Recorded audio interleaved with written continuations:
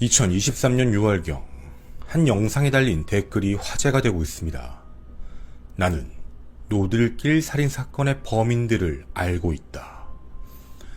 자신을 사건 발생 6년 후인 2012년 공중전화로 경찰에 제보했던 사람이라 말하는 글쓴이. 가해자와 살인마들은 현재 서로 연락하지 않고 죽을 때까지 발설하지 않기로 약속했으며 각자 결혼을 해 잘 살고 있다고 합니다. 그럼 범인은 대체 누구인 걸까? 자신은 알고 있지만 말을 할 수 없는 상황이기에 글로 남긴다며 글을 마쳤습니다. 무언가 알고 있는 것 같으면서도 한편으론 거짓된 댓글이 아닐까라는 생각이 함께 공존합니다. 그런데 이 댓글의 가장 핵심적인 부분은 한 사람의 진술이 거짓되었다는 말. 그 거짓 진술에 놀아나 수사의 방향이 어긋났고 미제 사건이 되어버렸다는 것이죠. 지목한 사람은 바로 이 노들길 사건의 피해자와 사건 당일 함께 만났던 친구 A양이었습니다. 과연 이 글은 거짓일까, 사실일까? 만약 사실이라면 어떤 흔적을 찾아볼 수 있지 않을까요? 토요 사건 팩트. 나는 노들길 미제 사건의 범인을 알고 있다 편입니다.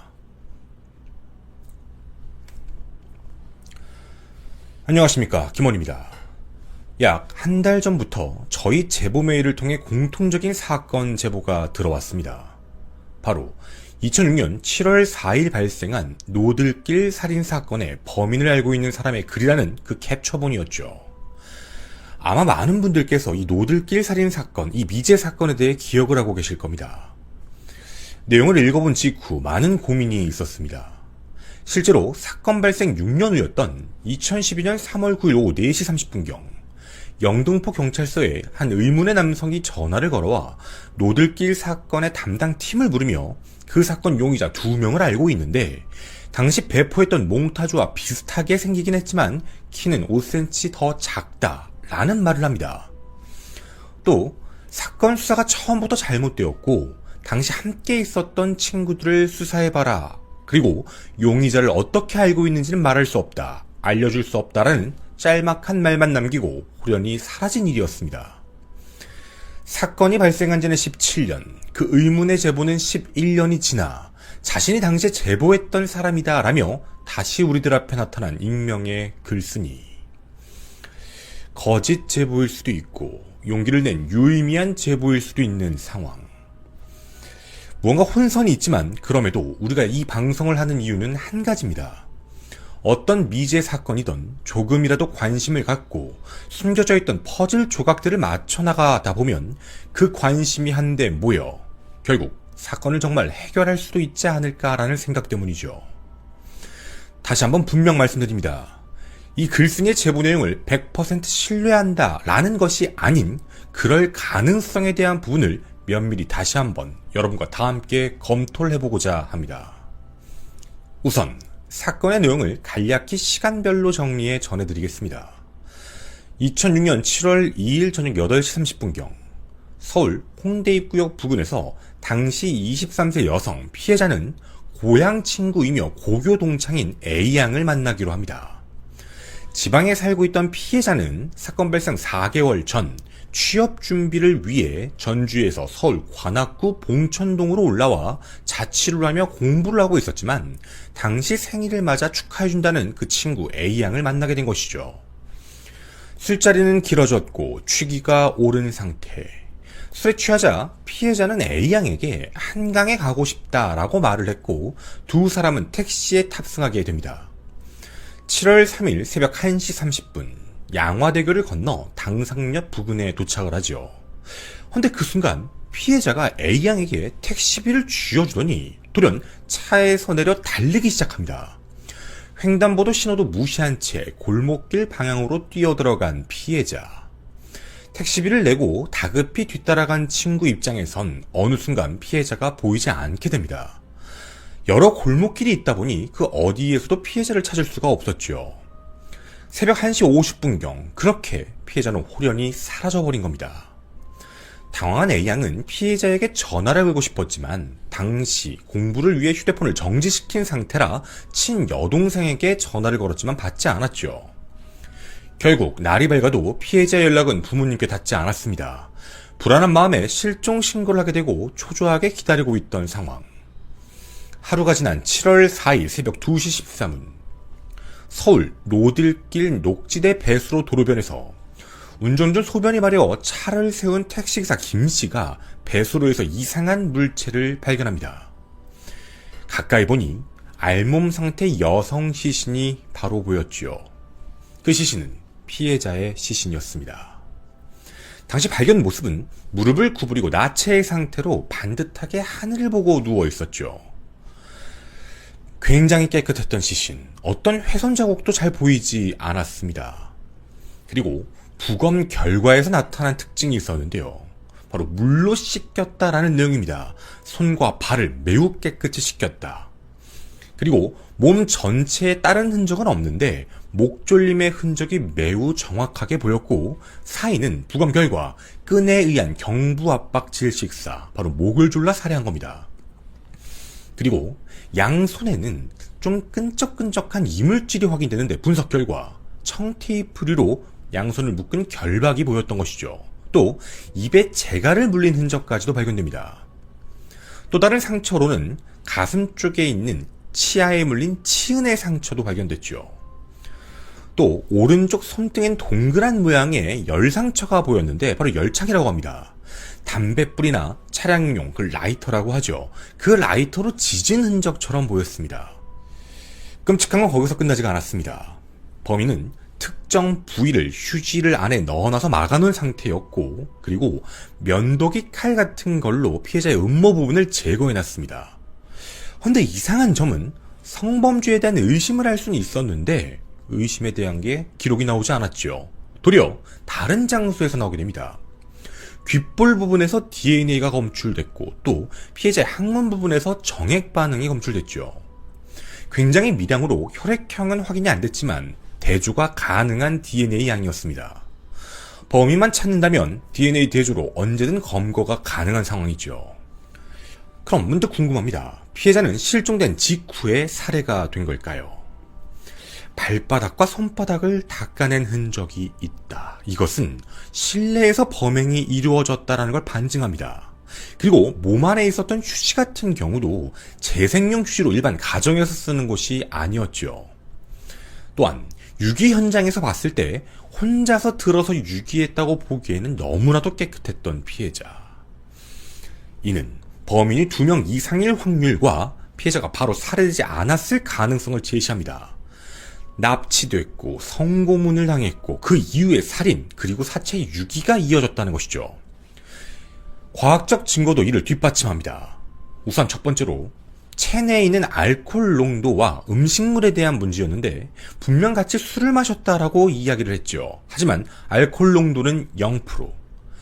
이미 알코올이 전부 분해가 돼버린 상태였습니다. 또한 음식물도 전부 소화가 된 상태였죠.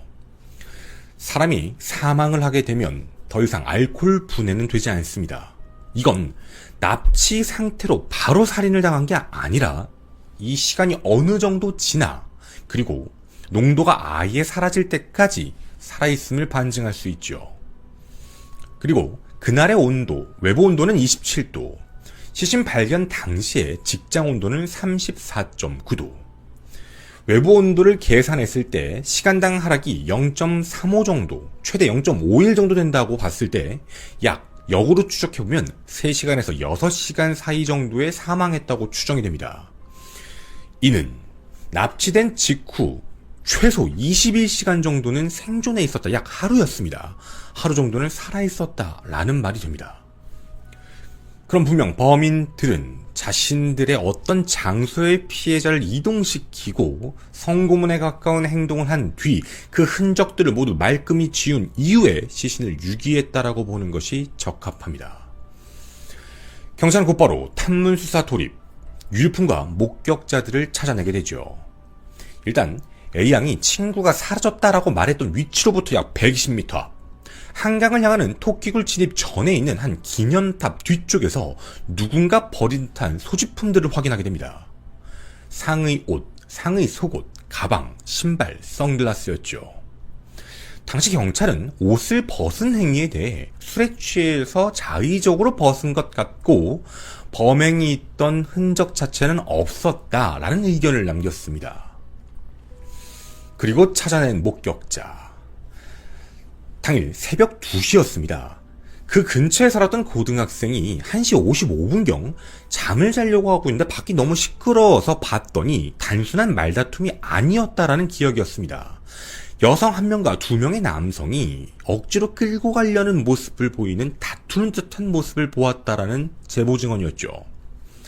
그리고 또 다른 목격자가 있었습니다. 바로 시신 발견되기 전 7월 4일 새벽 12시 30분경 그 영등포구 노들길에서 지나고 있던 견인차가 차량 한 대가 갑자기 거기 서 있길래 고장난 차량인 줄 알고 견인하기 위해 유심히 살펴보았다고 합니다. 약 20, 30대 남성 1명이 밖을 서성이고 차량 안에 있는 남성에게 야야 경찰이다 아니야 레카차야 라는 대화를 나누고 있어 단순히 소변을 보는 사람이다 라고 생각해서 지나쳤다는 것이죠. 그로부터 2시간 후 피해자의 시신이 발견된 겁니다.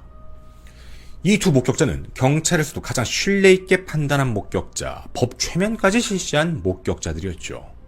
물론 그날의 상세한 기억에 대해서는 약간의 오차가 있지만 그럼에도 시간과 위치에 대한 문제 때문에 중요하게 판단했던 두 분입니다. 그럼 이제 처음으로 돌아가 그 익명의 글을 다시 자세히 살펴봐야겠습니다. 분명 이런 말을 남겼습니다. A양과 지금은 연락하지 않지만 죽을 때까지 비밀로 약속한 자동차 폭주족 남성 2명. 그 사람들이 있는데 그중 A양의 거짓 진술로 인해 수사가 꼬인 것이다. 진술에 무슨 문제가 있었던 걸까요? A양의 진술 의문점 첫 번째. 피해자는 정말 만취 상태였는가? 라는 의문입니다. 친구 A양은 과거 그것이 알고 싶다 방송에 나와 이 이야기를 한 부분이 있습니다. 술을 1차로 먹고 그 이후에 한강에 가자라고 그랬다 해서 새벽 1시 30분경 한강으로 향했다라는 말이죠. 그런데요, 사건 당시 A양의 진술서에는 조금 다른 내용으로 적혀 있습니다. 피해자와 고교 동창생으로서 당일 행적을 수사한 내용이었는데 7월 2일 밤 8시 20분경 홍대 입구 전철역에서 만나 홍대 로데오 거리를 돌아다니다 술집 3곳을 다니며 술을 마신 후 새벽 1시 30분경 홍대에서 택시를 타고 당상역에 하차했다 라는 내용입니다. 홍대 입구역에서 저녁 8시 30분경 만날 사실까지는 다른 점이 없지만 술 마신 횟수는 초기 경찰 진술과 이후 인터뷰 내용에서의 그 횟수 차이가 존재합니다. 물론 시간 지나 기억에 오류가 생겼다라고 생각해 볼 수도 있지요. 하지만 1차냐, 2차냐, 3차에 대한 문제는 장소에 대한 기억이라 조금 애매한 부분이기도 합니다. 그리고 술을 얼마만큼 마셨는가에 대한 부분도 확인되지가 않았습니다. A양 진술의 의문점 두 번째, 택시 위치입니다. A양 진술에서 피해자가 당산역에 도착했을 때 자신에게 현금을 주더니 먼저 문을 열어 토끼굴 방향으로 뛰어갔다라고 진술했습니다. 이는 친구가 운전석 뒤쪽, 피해자가 조수석 뒤쪽에 앉았다라는 이야기가 됩니다. 무조건은 아니지만 보통 술에 취한 사람을 데리고 택시에 탑승할 경우 취한 사람을 먼저 안쪽에 탑승시킨 후 바깥쪽에 자신이 앉는 것이 일반적인데 이는 그 경우와도 조금은 다른 문제입니다. 또 하나의 문제는 택시를 정말 탔는가에 대한 문제지요. 당시 현금으로 결제를 했기 때문에 탑승했던 택시에 대한 정보가 없는 상태입니다. A양의 진술의 의문점 세 번째, 한강. 술을 마시다 갑자기 한강을 보고 싶다라고 말을 했다던 피해자. 뭔가 감정적인 문제가 조금 있었던 걸까요? 취업 공부로 인한 스트레스가 갑작스럽게 올라온 걸까요? 이 내용만 보더라도 분명 많이 취했다라고 볼 수도 있습니다. 당시 피해자가 거주하던 곳은 서울 관악구 봉천동. 홍대 입구에서 택시를 타고 가장 가까운 한강으로 간다면 굳이 그 양화대교를 건너 당산역으로 갈 필요는 없습니다. 이에 대해 당시 경찰은 실종되었던 당산동에서 약 250m 떨어진 곳에 피해자의 외사촌 언니가 살고 있고 2005년 12월경 취업을 위해 2, 3일 정도 머무른 공간이기도 하며 대학을 졸업한 직후 아버지께서 당상역 근처에 방을 얻어주려고 함께 구하러 다닌 적도 있으므로 지리감이 있었다라고 판단, 당산역에 내렸을 가능성에 대해 이유가 납득이 된다라는 입장을 밝혔습니다. 물론 틀린 얘기는 절대로 아닙니다. 하지만 한 가지 문제가 생깁니다. 피해자가 사라지고 난 후 유류품이 발견된 장소 그 직전까지만 쫓아가고 놓쳤다라는 것.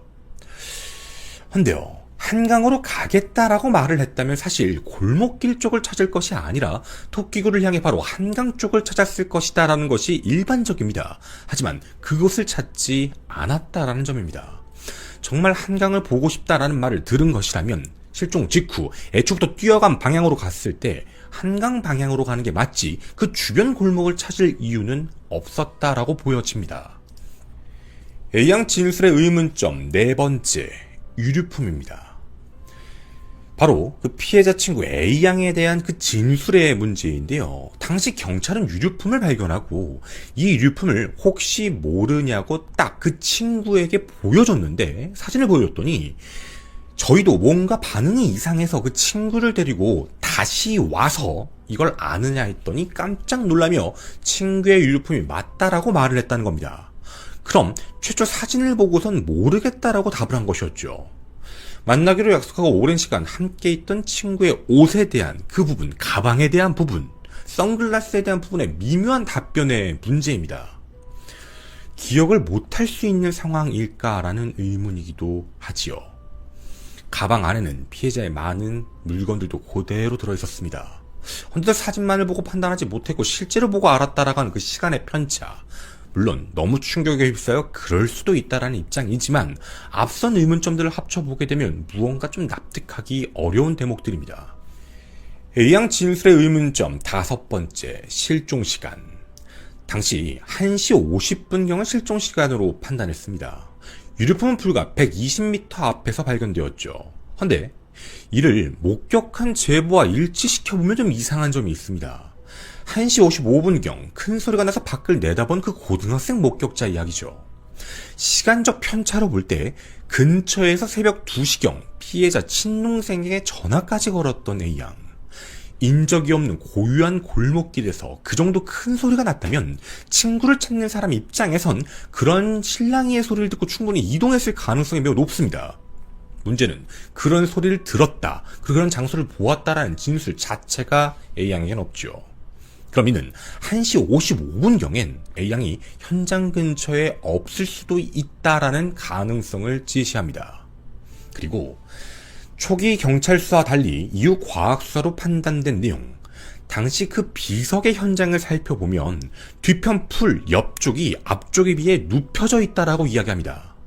그럼 분명 비석 뒤쪽에서 넓은 풀의 면적이 퍼질 정도로 무언가 눌린 정황이 보였다라는 것이죠. 55분 전후로 어떤 일이 짧지 않게 발생했다라는 점입니다. 그런데도 아무 소리도 듣지 못했다라는 것. 현장에서 많이 이탈해서 그런 걸까요? 현장의 지리적인 위치를 보면 토끼구를 중심으로 벗어날 공간은 많이 없었습니다.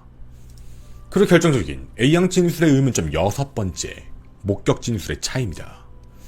A양은 택시비를 내고 뒤쫓아갔는데 한참을 찾다가 골목 한 건물 계단에 앉은 피해자를 발견했다라는 말을 했습니다. 함께 가자라고 했더니 혼자 있고 싶다라며 먼저 가달라고 했다는 것이죠. 그때 피해자 친동생에게 전화를 걸었는데 그 전화를 거는 사이 또다시 어디론가 사라져버렸다라는 앞선 언론 보도에 나온 내용과는 좀 다른 기록입니다. 이는 시간적으로 매우 중요한 문제입니다. 새벽 2시경 분명 전화한 기록은 팩트로서 존재합니다. 애초에 알려진 건 사라졌다고 판단해서 전화를 했다는 것이고, 이 기록은 A양이 피해자를 발견하고 계단에서 만취 상태로 먼저 가라는 말을 하자 어찌할지 몰라 친동생에게 전화를 했다는 내용이 됩니다. 이 내용이 진실이라면 전화를 건 새벽 2시경 A양과 피해자는 건물 계단에 함께 있어야 합니다. 하지만 목격 진술에 나온 1시 55분과는 시간적으로 맞지 않는 내용이죠. 이렇게 된다면 고등학생 목격자의 진술이 다른 사람을 본 것이어야만 합니다. 하지만 경찰에서 신빙성이 높은 목격자로 판단한 이상 A양의 진술에는 분명 문제가 있습니다. 2시경엔 피해자와 함께 있을 수가 없는 상황이라는 점이죠. 결론은 두 가지로 나뉘게 됩니다. 하나, A양이 거짓말을 했다. 둘, 1시 55분경 남성 2명에게 피해를 입고 있던 또 다른 여성이 존재하다가 도망을 쳤고 5분 후 골목에서 피해자가 친구를 피해 뛰어나와 또 누군가를 마주쳐 범죄 피해를 입었다라는 가능성입니다. 이 6가지 의문점들이 말하는 건 무엇일까요? 단순한 기억 및 기록의 오류였을 수도 있습니다. 아니면 누군가가 잘못 봤거나 거짓말을 하고 있을 수도 있는 상황이죠. 저희는 오늘 한 익명의 글이 사람들의 지지를 넘는 그 이유를 하나씩 찾아가 보고자 했습니다. 아무 이유 없이라면 문제가 있으니 말이죠. 근데 A양이 남긴 6가지 의혹은 기억이나 기록에 대한 잘못 부분도 있을 수 있습니다. 그게 아니라면 다른 문제가 되지요. 끝으로 만약 이 글을 남긴 글쓴이가 이 방송을 본다면 꼭 말씀드리고 싶은 것이 있습니다.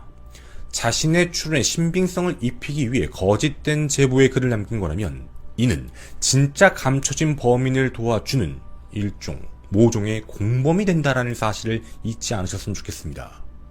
만약 이 내용이 정말 진실이라면 억울하게 세상을 떠난 피해자를 생각해서라도 6년, 11년, 그리고 17년이 지나도 잊혀지지 않는 그런 응어리라면 꼭 용기를 내어주시길 간곡히 부탁드립니다. 증거는 차고 넘칩니다. 그 자백이 진실이라면, 그 진술이 진실이라면 분명 범인의 검거를 할 수 있습니다. 이 글에 대한 여러분의 많은 의견 함께 기다리며 제보자분의 다시 한번 연락을 꼭 기다려보도록 하겠습니다. 일본 113호 사건, 그 안에 기록된 수많은 피해자들, 그리고 잔혹한 범행 수법들, 끈, 스타킹, 엽총, 권총, 대상이 그 누구든 모든 걸 통제하려 했던 잔혹한 연쇄살인마의 사건 파일, 반성, 참회란 이름 속 극악무도한 범죄자의 내면을 살펴보고자 합니다. 오컬트 스토리 113호 사건, 연쇄살인마의 진심편입니다. 안녕하십니까, 김원입니다. 1983년 1월 31일 일본 나고야시 쇼와구 아유치리토에 있는 한 은행, 운송회사를 운영하던 31세 남성은 예금 102만 3천엔, 하나야 930만원을 인출하고 주차장을 향하고 있었습니다. 그 순간 정체불명의 괴한이 권총을 들고 위협하며 소리를 쳤죠. 너 113호 사건 알지? 바로 거기서 쓴 권총이다. 차 뒷좌석에 지금 그 돈을 넣고 차량 키를 나에게 넘겨라. 깜짝 놀란 남성은 우선 괴한의 요구를 들어주는 척하다 이내 몸싸움을 시작합니다. 큰 소리가 나기 시작하자 뛰어나온 은행원 3명. 괴한은 이들을 모두 폭행하며 총을 쏘기 시작하죠. 정말 다행히도 총알은 비껴나갔고 결국 은행원들에게 붙잡히게 됩니다. 잠시 후 경찰이 현장에 도착해 현행범으로 그를 검거한 시각은 오후 1시 50분. 괴한이 타고 온 차량까지 확보한 경찰은 당일 오전 8시 30분경 나고야 니시구에서 도난당한 차량이라는 사실도 확인합니다. 이는 철저한 계획범죄였죠. 물론 총기 허가만 받으면 불법이 아닌 나라, 단순 강도치상 범행이라고 생각했던 경찰에게 피해자가 다가와 의미심장한 말을 남깁니다. 저 사람이 나한테 113호 사건을 언급했다. 113호 사건. 불과 하루 전이었던 30일, 일본 경찰청은 과거 발생한 강도 살상 사건으로 광역 중요지정 113호 사건 전문 수사팀을 꾸린 상태였습니다. 확인 결과 총기 번호는 113호 사건과 정확히 일치, 그리고 당시 범인의 인상착의 및 체격도 정확하게 일치했습니다. 그가 바로 오랜 시간 동안 일본 경찰이 쫓고 있던 113호 사건의 범인이었습니다.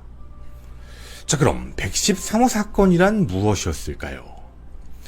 약 3개월 전 일본 전역을 두려움에 빠뜨린 충격적인 사건이 있었습니다. 10월 25일 나고야시에서 토요타 셀리카를 도난당했다라는 신고가 접수됩니다. 당시 단순 절도로만 판단하고 수사를 시작했지만 이 차량은 전혀 예상치 못한 곳에서 그 모습을 드러냈죠.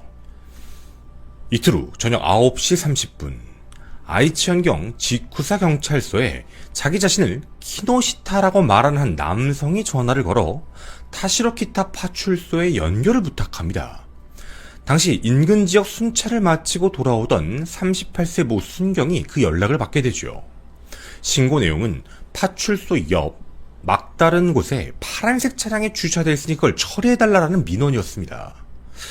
정말 밖으로 나가보니 차량이 있어 가까이 가서 확인을 하려고 하는 그 순간 옆쪽에서 굉음을 울리며 차량이 달려와 그대로 치게 됩니다.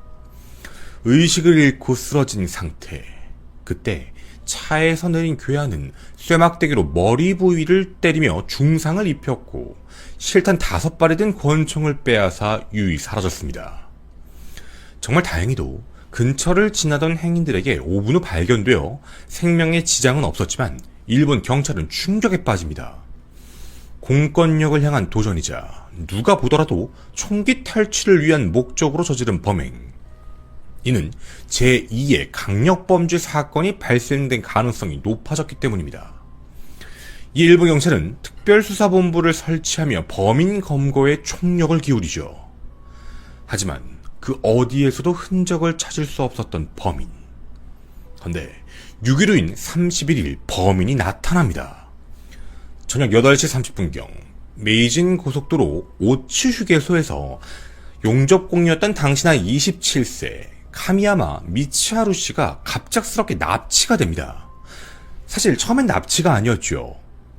휴게소에서 한 남성이 자신의 사정을 이야기하며 나고야까지만 태워달라고 간절히 요청을 해 별 의심 없이 조수석에 태워 운전을 하던 도중이었습니다. 그 안쓰러웠던 승객은 권총을 들고 위협하는 괴한으로 돌변해버립니다. 약 9시 30분경 카미야마 씨는 차를 급정거시켜 권총을 빼앗으려고 시도했지만 결국 가슴에 총을 맞고 뒷좌석에 방치된 채 괴한과 위험한 질주를 계속하고 있었죠. 헌데 그 괴한은 잠시 깜짝 놀랍니다. 뒤에 있던 카미야마 씨가 숨진 게 아니라 물을 달라라고 말을 했다는 것이죠. 죽지 않고 죽어가고 있다라는 사실을 알고서도 사마는 하나 36만 원을 빼앗기 위해 방치했고 결국 사망에 이르게 됩니다. 그 괴한은 멈추지 않았습니다. 계속 차를 몰고 11월 1일 새벽 2시 35분경 요로 휴게소에 들러 멈춘 후 피 묻은 수건들을 버리는 바로 그 순간 당시 나이 43세 주유소 종업원 오바타 씨와 마주치게 되지요. 그 괴한은 대뜸 이 휴지통 내부는 안 봤죠? 라고 질문을 던집니다. 이 종업원이 보지 않았다라고 답을 하자 이내 안심하고 주유소를 털어야 되겠다라고 마음먹은 괴한이 총을 들이댑니다. 깜짝 놀란 오바타 씨가 뒷걸음질을 치고 도망치려 하자 그 순간 총을 쐈죠. 총알이 가슴에 명중했지만 다행히도 가슴에 있던 라이터에 맞아 살아남을 수 있었습니다. 그렇게 사라져버린 괴한. 그럼에도 검거되지가 않았습니다. 계속해서 총을 들고 사람들을 위협하고 있었던 것이죠. 실제로 11월 28일엔 교토에 또다시 그 괴한이 나타나 한 슈퍼마켓에서 152만 7천엔, 하나 1389만 원을 훔쳐 달아나 버렸습니다. 계획적으로 경찰의 권총을 훔쳐 납치, 위협, 강도살인 및 미수범행을 저지른 괴한. 그 113호 사건이라 명명된 이 사건의 범인은 검거 당시 나이 34세 카츠타 키요타카였습니다. 카츠타의 신상이 공개되자 언론은 깜짝 놀라게 됩니다. 바로 그의 직업과 과거에 있던 기사 때문이었죠. 3년 전이었던 80년 11월 8일 새벽 오사카시 키타고 버나가에서 차량 내 물품을 훔치다 텐마경찰서에 긴급 체포된 한 남성이 있었습니다. 당시 기사에는 소방대원의 도둑질이라며 그의 이름과 얼굴이 공개되었죠. 바로 카츠타였습니다. 당시 그는 약 20차례 넘게 전국 경기대회에서 2년 연속 입상하는 등 우수소방관으로 평가를 받고 있었습니다. 물론 이 절도 사건 이후 징역 10개월, 집행유예 3년을 선고받고 더 이상 소방관으로는 근무할 수 없었죠. 소방관에서 절도범으로, 그리고 3년 후 공권력에 도전한 총기살인마로 다시 한번 세상을 떠들썩하게 한 카츠타. 113호 사건, 살인 미수 등으로 유치장에 갇혀 조사를 받던 카츠타는 갑작스럽게 이상행동을 하기 시작합니다. 피해자들의 영혼이 보인다며 잠을 이루지 못한 것이었죠. 그리고 검거 8일 후인 2월 8일 충격적인 이야기를 꺼내게 됩니다. 저희는 2005년 1월 24일 카츠타의 친누나가 남긴 카츠타의 회고록 글 일부를 공개하도록 하겠습니다. 체포 직후에 통증이 심해 가만히 앉아있을 수도 없었던 그런 나를 형사는 몰려든 다수의 언론과 미행해 오는 자들까지 뿌리치며 치과, 외과 의원으로 데려다 주었습니다. 이때 너무나 많은 언론의 모습에 내가 생각해도 얼마나 중죄인지 깨닫게 됨과 동시에 죄인인 나에게 사회에선 느끼지 못했던 인간미로 따뜻하게 대해준 것이 너무나 감격스러웠고, 지은 죄는 중죄이지만 권총 강탈에 의한 일련의 사건 이외에도 일체 참여해야겠다는 심경을 느꼈습니다. 오랜 고뇌에서 빨리 벗어나고 싶은 마음도 있었고, 이런 친절을 받은 날 이후 언제 참여할까 하고 기회를 엿보는 저였습니다.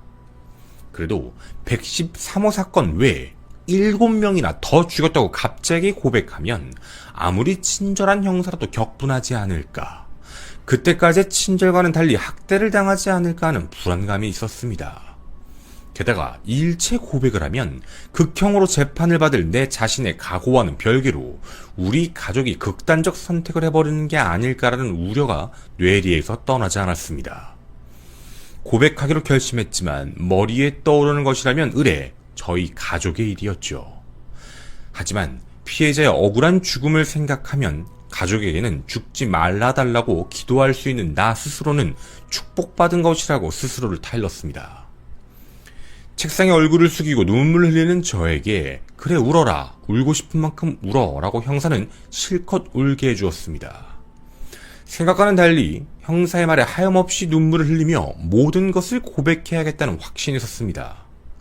다소 진정된 저에게 그럼 종이에 써보세요 라며 형사는 흰 종이를 내밀었습니다. 어떠신가요? 이 뻔뻔한 살인마가 정말 반성하고 참회하는 글이라고 생각이 드시나요? 아니면 자신의 행동에 대한 정당성을 부여하며 말하는 역겨운 변명의 글이라는 생각이 드시나요? 맞습니다. 언론에 카츠타가 절도로 처음 공개되기 그 이전 그는 무려 7명을 또 연쇄살인한 미제 사건의 공동 범인이었습니다. 물론 최초 보도에 따르면 그는 살인에 총 22건을 자백했습니다. 하지만 나머지 14건에 대해서는 정확한 증거가 없어 입건을 시킬 수는 없었지요. 자백한 최초의 살인은 언제였을까? 카츠타의 나이 24세인 9월 13일 오전 5시였습니다.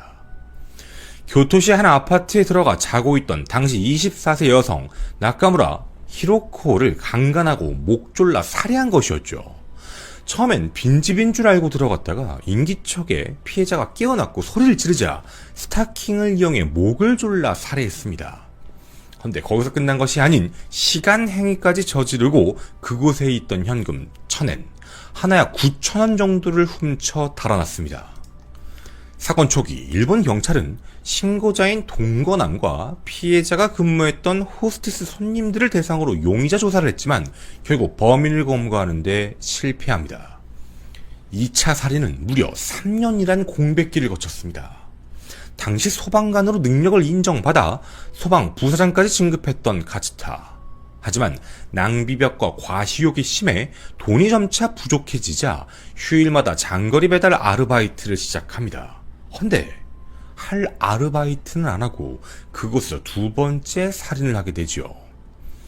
75년 7월 6일 오사카부 스이타시에서 빈집을 털기 위해 물색을 하다 키 타고 고급 클럽 경영진 당시 35세 우지시로 레이코가 차량에서 내리는 걸 우연히 보고 가방을 낚아채기 위해 다가갑니다. 하지만 그녀의 저항이 거세지자 옆에 있던 끈으로 목을 졸라 살해 후 시신을 차에 싣고 연못에 유기한 후 차량까지 방화시켜버렸죠. 그가 빼앗은 돈은 10만엔, 하나 91만원이었습니다. 문제는 이때도 일본 경찰이 연쇄적인 사건이 아닌 별건의 강도살인으로 판단합니다. 당시에도 동거하던 남성 및 만나기로 했던 회사 사장을 용의자로 특정해 수사하지만 결국 미궁에 빠지게 되죠. 같은 범행 수법이 아니어서 그랬을까요? 1년 후인 76년 3월 5일 새벽 2시 35분 32세 이토 테루코 씨가 차량을 주차하고 집을 향해 걸어가자 누군가 가방을 낚아채려는 시도를 합니다. 바로 카츠타였죠. 또다시 몸싸움이 시작되자 살인을 저지르고 피해자의 시신을 차량으로 유기합니다. 그런데 이때 수사의 혼선을 주기 위해 카츠타는 시신의 하반신에 억새를 꽂아놓는 기이한 행동을 한 것이죠. 결국 경찰은 이에 낚여 정신 이상자의 범행 혹은 그 직전 식사를 떠난 남성 변호사를 의심합니다. 결국 이렇게 어떤 혐의점도 찾지 못한 채 3년, 1년 점점 살인의 주기가 빨라지고 있었죠. 물론 그런 상황에도 그는 성실한 소방관으로 인정받아 28세의 나이에 소방관장으로 승진까지 하게 됩니다. 하지만 살인을 멈추지 않았습니다. 1년 후인 77년 6월 30일 빈집을 털기 위해 또다시 거리로 나선 카츠타. 28세 아키코 씨가 문을 잠그지 않은 채 강아지 산책을 나서는 모습을 옆에서 지켜보고 있었죠. 방에 들어가 4만엔, 하나 약 36만원을 훔치고 나가려다 피해자를 마주치자 끈으로 목을 졸라 살해합니다. 바로 돈을 위한 네 번째 강도살인이었죠. 세상에서 자신을 바라보는 삶은 멋진 소방관으로, 하지만 진짜 내면의 모습은 돈을 위해 새벽마다 거리를 배회하며 사람을 죽이는 연쇄살인마였습니다. 그리고 이 사건이 발생한 지 6일 후 정말 충격적인 일도 있었습니다. 놀라지 마십시오. 일본 아사히에서 방송되는 퀴즈 프로그램에 아내와 함께 출연합니다. 그리고 그곳에서 우승 상금으로 8만엔, 그리고 상품권 10만원어치까지 획득을 하지요. 사람을 연쇄적으로 죽여놓고 태연하게 방송까지 찍었지요. 그리고 이 방송에 송출되어 자신의 얼굴이 세상에 드러났음에도 그는 멈출 줄 몰랐습니다. 약 한 달 반 후인 8월 12일 밤 11시 당시 28세 카츠타는 모자와 선글라스를 쓰고 나고야시 쇼와구의 빈집들을 찾아다니기 시작합니다. 그렇게 한 맨션의 3층을 수상하게 다니던 남자. 이에 당시 나이 33세 미용사 요시코 씨가 뭐 하는 거냐 라고 말을 걸자 자신을 알아봤다라고 생각. 바로 방으로 끌고 가 목을 졸라 살해합니다. 이후 그 집을 뒤져 하나 약 409만원 상당의 다이아를 훔쳐 달아나죠. 이때 경찰은 장롱 속에 현금 40만원 정도가 그대로 있다라는 이유로 원한에 의한 살인으로 판단. 최초 시신 발견자인 애인을 용의자로 수사하지만 또다시 미제로 남게 됩니다. 5명을 연속적으로 살해하며 살인의 냉각기조차 점차 짧아지는 범행 패턴. 바로 연쇄살인마의 패턴이죠. 모두 수사가 자신을 향하지 않자 카츠타는 더 끔찍한 범행을 계획합니다. 그동안 자신보다 약자인 여성만을 노렸고 빈집을 노려 범행했지만 큰 돈을 훔치지도 못하며 살해를 하는 시간 및 현장에 머무르고 뒤처리하는 시간이 길어지자 더 빠르고 더 많은 큰 돈을 훔칠 계획을 하게 되죠. 4개월 후인 12월 13일 오후 5시 당시 나이 25세 이노우에 히로마사 씨는 효고현 고베시안 은행에서 현금 수송 일을 하고 있었습니다. 헌데 한 괴한이 나타나 조용히 돈을 내놓으라고 위협을 가했죠. 저항을 하기 시작하자 괴한은 즉각 이노우에 씨를 살해했습니다. 바로 엽총이었죠. 카츠타는 은행에 오는 사람들이 돈이 많다는 사실을 알고 총으로 죽인 후 금품을 갈취할 대범한 계획을 세운 겁니다. 범죄가 진화한 것이죠. 이 6차 사건 당시에도 현금 410만엔, 한화 약 3,729만원을 훔쳐 달아났습니다. 그리고 불과 2달 후인 80년 2월 15일 미리 훔친 총과 차량을 준비하고 오후 3시 50분경 나고야시 미즈오구의 한 금고에서 수금을 마치고 오던 남성을 엽총으로 위협해 또다시 한화약 224만원을 훔쳐 달아납니다. 당시 피해자는 격렬하게 저항하지 않고 순순히 응해 목숨을 건질 수 있었죠. 엽총으로 사람을 위협하며 살해까지 하는 끔찍한 범행. 멈추지 않았습니다. 그로부터 5개월 후인 7월 30일 오후 11시 나고야시 메이토구에서 슈퍼마켓을 운영하던 35세 혼마 이치로 씨를 타겟으로 정합니다. 퇴근을 하기 위해 차에 올라타려고 하자 엽총으로 위협하며 사무실 금고를 열어 한화약 5,240만원을 빼앗았죠. 그리고 그냥 가지 않았습니다. 차량을 운전하라 시킨 뒤 한적한 곳에 정차해 피해자의 손발을 묶고 떠나려고 했지만 그 순간 피해자가 저항하자 가슴에 엽총을 발사해 7차 살인사건이 발생합니다. 불과 4년 사이 7명을 연쇄살인한 끔찍한 범인. 그리고 분명 범행 수법은 뒤에 일관적이었습니다. 하지만 검거를 하지 못했죠. 그렇게 카츠타의 브레이크는 깨져버렸습니다. 결국 113호 사건까지 이어지게 된 것이죠. 카츠타, 과연 어떤 판결을 받았을까요? 제1심 나고야 지방법원은 83년 5월 27일 첫 공판을 열게 됩니다. 그때부터 카츠타는 심신미약을 주장하기 시작하죠. 하지만 검찰은 인정하지 않았습니다. 총 22번이 진행된 공판, 113호 사건과 8차 살인 사건에 대한 것 하나, 그리고 총 7번의 연쇄살인 사건에 대한 파트 하나, 이 두 파트 모두 다 사형을 구형합니다. 그리고 85년 12월 16일 첫 공판 2년 7개월 만에 결심 공판이 열립니다. 카츠타의 변호인은 최종 변론에서 각 사건들은 계획성이 없는 우발적인 사건이다, 심신미약 상태였다라고 주장합니다. 그리고 살인은 자백을 해서 이건 자수다라며 무기징역이 타당하다라고 호소를 하지요. 하지만 1980년 3월 24일 1심 재판부는 이를 모두 인정하지 않았습니다. 끔찍한 연쇄살인, 사형 선고를 내립니다. 끝없는 허영심과 물욕을 만족시키기 위해 범죄를 확대 재생산해 대담하고 악질적이며 잔악하다. 체포 후 반성, 후회 나날을 보내고 있다 하더라도 자신의 생명으로 흉악범죄를 속죄할 수밖에 없다라는 판결이었습니다. 결국 카츠타의 변호인은 사실 오인, 양형부당을 이유로 고등법원에 항소를 하게 되지요. 변호인은 사형을 막기 위해 사형제도의 위헌성을 주장하기 시작합니다. 사형제도가 잘못됐다라는 주장이죠. 그 중엔 여러 증인들을 신청합니다. 예를 들자면 죽음에 직면한 사형수들의 고뇌, 그리고 사형제도에 대한 국민감정의 변화를 만들겠다라는 그 목표였죠.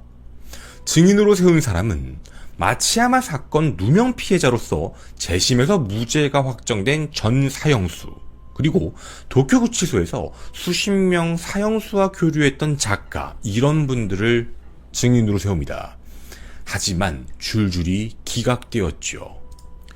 1988년 2월 19일 항소심 선고가 열립니다. 항소심 재판부는 1심의 판결이 전적으로 맞다라고 지지하며 항소를 기각하는 판결을 내립니다. 그렇게 최고재판소까지 상고한 이 사건, 하지만 94년 1월 17일 기각되지요. 구속 11년 만에 사형이 확정된 겁니다. 그렇게 2000년 11월 30일 법무성은 사형 집행을 명령합니다. 카츠타를 포함한 총 2명의 사형수였죠. 집행당일 오전 9시 30분 사형 집행 통보를 받고 유서를 쓰지 않겠다라고 했던 카츠타는 승려들의 설득 끝에 유언장을 2통을 쓰게 됩니다. 하나는 친부모님, 하나는 친누나였죠. 유서를 쓰고 담배를 피우며 승려와 집행 현장에 갔고 형 집행 직전에 한 번 더 부탁을 합니다. 얼굴을 가린 걸 벗겨달라. 마지막으로 승려 얼굴을 보고 싶다. 그렇게 반야신경을 읽으며 피해자 한 명 한 명 이름을 말하고 죄송하다라고 중얼거리며 그렇게 형장의 이슬로 사라졌습니다. 2000년 20세기 마지막 사형수, 사형 집행 전 그가 남긴 유서는 이런 글이었습니다. 저는 행복한 사람이었다. 누나와 어머니의 따뜻한 마음씨에 진심으로 감사드리며 작별 인사를 드립니다. 정말 정말 감사합니다. 이후 친누나는 인터넷 커뮤니티에 이런 글을 남겼습니다. 카츠타의 자백은 전적으로 본인의 뜻이었다.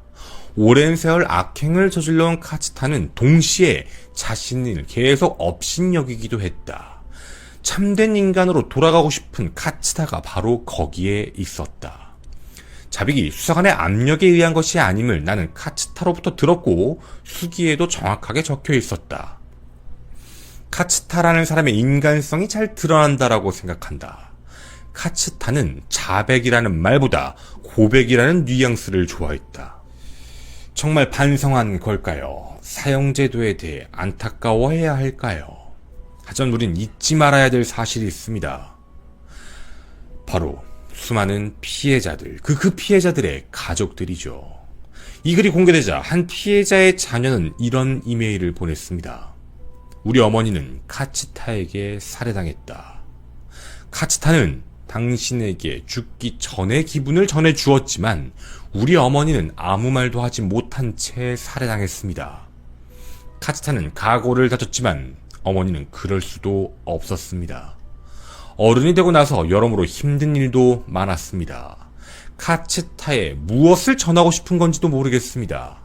실은 좋은 사람이라고 말하고 싶은 건가요? 죄는 용서받지 못하지만 그는 용서를 받을 수 있다라는 건가요? 그가 마지막으로 행복했던 것을 절대 용서할 수 없습니다. 돈과 쾌락을 위해 사람을 아무렇지 않게 연쇄살인한 끔찍한 살인마 카츠타. 그리고 친누나를 통해 세상에 공개된 그의 수기록. 정말 그는 참회를 한 걸까요? 그럼 그 참회는 누구를 위했던 걸까요? 그 또한 사형이 집행되기 전까지 자신의 마음이 편하고자 자백을 했던 것일 뿐, 죽음의 순간 죄송하다라고 말했던 것은 정말 피해자들을 위했던 것일까요? 아니면 또 자기 스스로에 대한 하나의 변명거리, 하나의 합리화였던 걸까요? 그리고 문득 이런 생각이 듭니다. 사실상 사형 폐지국, 사형이 집행되지 않는 대한민국의 그 극악무도한 사형수들은 어떤 생각을 가지고 있는 걸까요? 사형 집행, 여러분은 동의하십니까? 그리고 사형수가 느끼는 그 참회의 마음, 여러분은 정말 마음으로 안타깝다고 느끼실 수 있는지요? 저는 오컬트 스토리의 김원이었습니다. 감사합니다. 네, 뒷이야기입니다. 저희가 일본의 20세기 마지막 사형수라고 불렸던 카츠타에 대한 이야기 하면서 지금 여러분에게 사형 집행 이런 거에 관련된 이야기를 전해드렸는데요. 사실 뒷이야기로 뺀 이유가 있습니다. 이 사형수와 관련된 이야기를 좀 전하고 싶어서 제가 뒷이야기로 뺐는데요. 제가 그 책을 한 권 가지고 있는 게 있어요. 제목은 말씀드릴 수는 없는데 그 책이 뭐냐면 오랜 시간 동안 우리나라가 사형 집행을 할 때 그 사형수들을 만나고 그들에게 이제 신앙심을 부여하고 그들이 반성하는 모습을 지켜봐왔던 한 분이 쓴 글이에요. 그래서 사형수들이 썼던 글들도 그 안에 책에 다 들어가 있는데 종교적인 부분이죠. 종교를 제가 부정한다는 게 절대로 아닙니다. 대부분 사형수들은 자신이 이제 언제 죽을지 모른다라는 그런 마음과 그리고 이제 그 안에서 미결수 신분이니까 할 수 있는 게 없잖아요. 대부분 이제 그 안에서 불안한 마음을 좀 달래는 부분이라고 해요. 그러니까 너무 자기도 언제 죽을지 모른다라는 불안감이 생길 수밖에 없어. 극단적인 선택을 하거나 아니면 언제 이제 형 집행이 될지 모른다라는 그런 압박감, 불안감 때문에 종교에 많이 의지를 하기 시작한다고 합니다. 근데 종교를 믿기 시작을 하면서 무언가 반성하고 참회하고 돌아가신 분들에 대한 명복을 비는 이런 내용들이 거의 대부분이에요. 그래서 이제 종교를 갖게 되고 대부분 그래서 오랜 시간 동안 있는 경우를 보게 되면 종교에 대한 이야기들이 그래서 많이 있죠. 그래서 사형수들도 그런 경우가 많고 사형 집행을 하게 되면 자신이 믿는 종교와 관련된 그런 분들이 오셔서 형 집행 전에 기도를 해주신다거나 그런 행위 이런 걸 한다고 제가 알고 있는데요. 저는 그런 생각이 조금 들어요.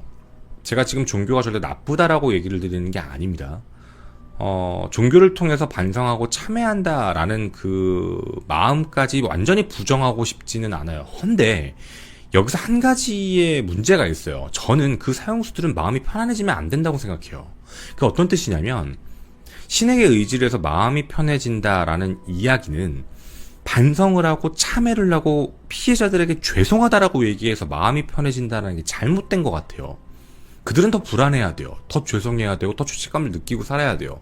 그게 사실 피해자들에게 죄송하고 자신이 참회하고 잘못했다라는 걸 깨달았다. 그래서 내가 이거 되게 행동을 잘못한 것 같다. 라는 생각으로 그의 마음이 편해진다라는 문제는 그들도 종교를 악용하고 있다라는 생각이 들어요. 뭐 사후세계가 존재한다면 거기에 가기 전에 자신의 반성, 참회를 하는 모습을 보여주고 가고 싶은 건지 아니면 자기가 조금 더 마음이 편하고자 하는 행동인 건지 그 목적에 대한 부분들이 분명 차이가 있다라는 생각이에요. 왜냐면 제가 왜 책 제목을 알려드리지 않은 거냐면 이런 내용들을 만약에 뭐 유족들이 본다거나 이랬을 때 어떤 생각을 할까라는 생각이었었어요. 이렇게 많은 사람을 살해하고 나서 혹은 극악무도한 범행을 저지르고 나서 그 뒤에 피해자들에게 뭐 회복이 된 것도 아니고 그 피해자들은 어떻게 보면 자신의 부모님 아니면 자신의 가족을 잃고 평생을 살아가는 고통이 또 수반되잖아요. 근데 자기가 마음으로 용서했다라고 얘기하면 우리는 할 말이 없지만 용서하지도 않았음에도 그 스스로 자기 혼자 행복하다, 이제 만족한다, 반성하고 있다라며 마음이 편안해지는 것, 그건 그렇게 올바른 건 아니다라는 생각입니다. 저희가 사실 이제 이 뒤에 이어질 다음 스토리가, 다음 사건 이야기가 권재찬에 대한 이야기입니다. 뭐 많이 묻혀서 기억을 못 하시는 분들도 계실 텐데, 권재찬 같은 경우에는 1심 사형, 근데 항소심에서 무기징역으로 감형이 됐죠. 유족분들이 엄청나게 오열하고 계십니다. 저도 그 감형 사유에 대해서 너무 어이가 없어서 지금 판결문을 기다리고 있어요. 언론에 나와 있는 내용 말고 정확하게 판결문에 뭐라고 적혀 있는지 제가 확인하고 그걸 여러분에게 전해드리려고 합니다. 왜냐면 타당한 사유가 절대로 아니었기 때문이에요. 물론 사형에 대한 문제가 집행을 하지 않아서 사형수들이 많아지면 문제가 된다라는 건 법의 허점 같거든요. 고쳐야죠. 우리는 법치국가에 살고 있고 그리고 현재 대한민국에는 사형부터 법령이 분명히 정해져 있어요. 징역, 우리가 얘기하는 형량이라는 건. 하지만 사형을 내릴 수 없다면 그거에 대한 대비책은 분명히 있어야 된다고 생각을 해요. 항상 재범 위험성이 높고 많다고 하더라도 형량을 많이 깎아서 외부에 내보내주는 경우, 언론의 이슈를 타고 안 타고에 따라서 형량이 많이 바뀌는 부분들, 이런 법감정이라는 부분이 좋아질 수가 없지요, 사실. 그래서 이번 권재찬 같은 경우에도 굉장히 좀 답답합니다. 제가 왜 이 얘기를 하냐면 이 사건과 견주어서 하나 더 말씀드릴 사건이 하나 있어요. 그 공주교도 사건이라고 저희도 진행했고 그 안에서 나왔었는데, 예전에 사람을 살해하고 무기수로 들어가 있던 그 어린 남자애가 공주교도소에서 또 사람을 죽였죠. 재소자를 살해를 저질러서 재판이 들어가게 됐는데 1심 사형, 표준당국 안에서 또 살인을 저질렀으니까 사형, 항소심도 사형이었어요. 이제 대법원 판결을 기다리고 있는데 지금 좀 연기된 걸로 제가 알고 있거든요. 아마 사형, 항소심도 사형이라고 했으니까 이거는 대한민국 교정당국에 대한 도전이기도 하잖아요. 사건의 경중은 없지만 사형제도, 만약에 사형이 확정 판결이 나면 굉장히 사형 마지막 확정 판결로부터 굉장히 오랜 시간 동안 있었죠. 그럼 이제 이 사형수는 어떻게 할 거냐라는 문제예요. 지금도 그렇게 망나니처럼 생활을 하고 있는데 걔를 도대체 누가 관리하냐라는 또 문제가 되죠. 집행을 안 하면요. 저는 개인적으로 사형제에 대해서 국민적인 논의도 한번 더 시작돼야 된다라고 믿습니다. 그러니까 사형 제도에 대해서 저는 개인적으로 찬성은 하지만 사형을 무조건 바로 집행하는 걸 다시 하자라는 게 아니라, 이제 우리가 지금 사는 세상이 2023년이니까 사형과 관련되어 있는 방식, 그리고 국민적인 여론, 어느 정도의 범죄에서 사형 선고를 내릴지에 대한 문제들, 어떻게 집행할지에 대한 문제들이 좀 논의가 되어야 되지 않을까라고 조심스럽게 생각을 해보고 있습니다. 여러분의 다양한 의견을 기다립니다. 저의 이야기가 전적으로 맞다는 게 아니라서 제가 뒷이야기에 빼놓은 거니 여러분들도 그렇게 이해해 주셨으면 좋겠습니다.